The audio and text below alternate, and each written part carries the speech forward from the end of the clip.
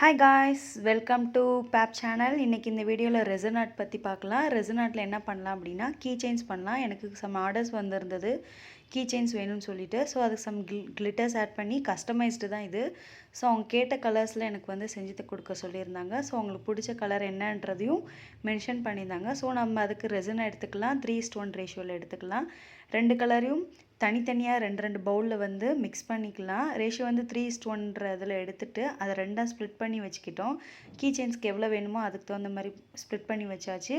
Powder போட்டு நல்லா mix பண்ணதுக்கப்புறம் கிளிட்டர்ஸ் வந்து ஆட் பண்ணியாச்சு. ஆட் பண்ணி நம்ம மோடில் வந்து அதை வந்து போர் பண்ணுறோம். ரெண்டும் அட் டயத்தில் ஊற்றுனா தான் கரெக்டாக வரும். இல்லை அப்படின்னா கொஞ்சம் கொஞ்சமாக மிக்ஸ் பண்ணி ஊற்றிக்கலாம் பாதி பாதியாக. 24 ஹவர்ஸ்க்கு அப்புறம் எடுத்தோன்னா நம்மளோட கீ செயின்ஸ் பாருங்கள் எப்படி இருக்குன்னு. இதுக்கு மேலே ரிங் வந்து ஆட் பண்ணணும் இல்லையா? ஸோ அதுக்கு வந்து ட்ரில்லர் யூஸ் பண்ணிக்கலாம் நம்ம. ஸோ ஹேண்ட் ட்ரில்லர் தான் நான் யூஸ் பண்ணுறேன், எலக்ட்ரிக் ட்ரில்லர் யூஸ் பண்ணல.